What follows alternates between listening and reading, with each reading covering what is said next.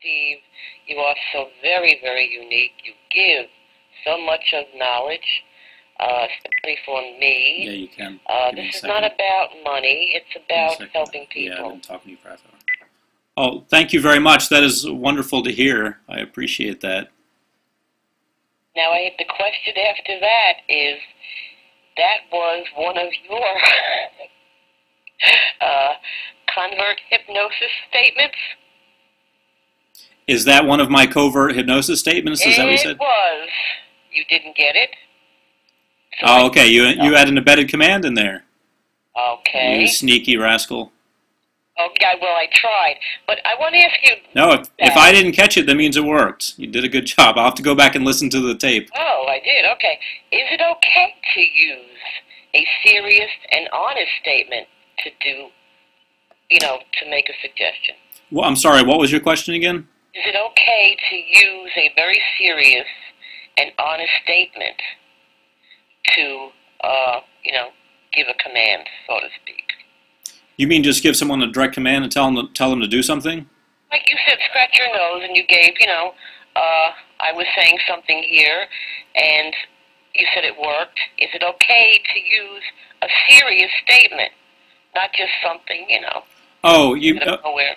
Yes, in fact, that's a good point. You want to make sure that your statement you're using makes sense to them. For example, I always use the example of I was walking down the street and I saw a scratch on a car, and I thought it might be your car, and I thought, who knows?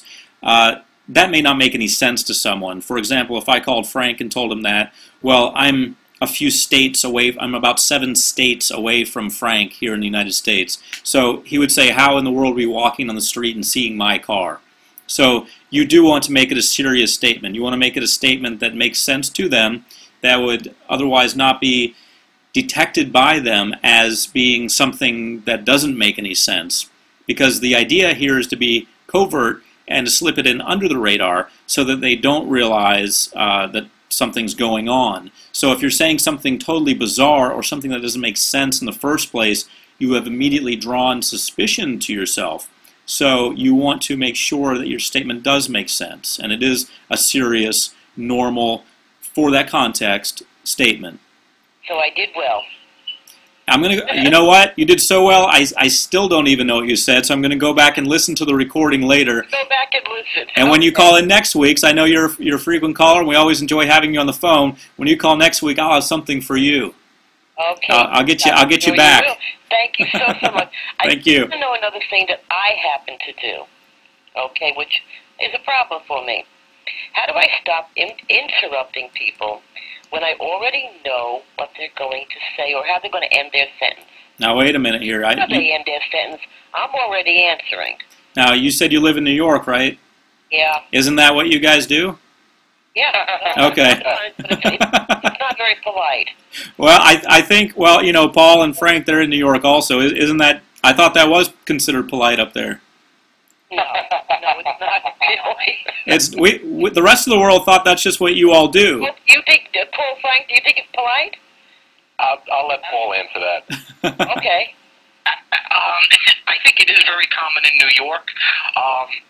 But again, listening is key, and what it's going to take, Denise, is it's going to just take a little bit of practice and a little bit of self-control.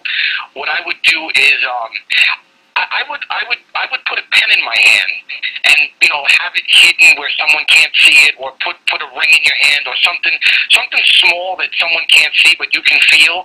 And every time you feel like you're about to do that, squeeze it and just remind yourself that you're about to do it and not to do it. And then what'll happen is, and I think this is similar to like anchoring, right, Steve? If she does that every time she's about to, to interrupt somebody, eventually she'll associate the squeezing of the hand with the interruption, and she won't do it. Is that anchoring I'm thinking about, or is that something else? No, that's anchoring. What would be more effective is just take that pen and kind of press it into your leg a little bit to cause a little bit of pain, because you want to associate it with something painful. So you want to make sure that you're causing yourself not to want to do that anymore. Now, I'm not suggesting really doing that. I'm just kidding. But something like that would cause something unpleasant for you. So you have a negative association when it comes to butting in on a conversation. That would probably be ideal. So take Paul's idea and work with it. And if you want to do something that's a little more along the lines of what I talked about, maybe just kind of pinch your arm every time you do that. Yeah. Okay. Thank you so much, all of you. Sure. Thank you very much, Very Denise. helpful. Thank you. We're glad to help. And nobody butted in. That was not even Denise. Have a great day. Okay. Take care. Thanks for calling. Okay, guys, we have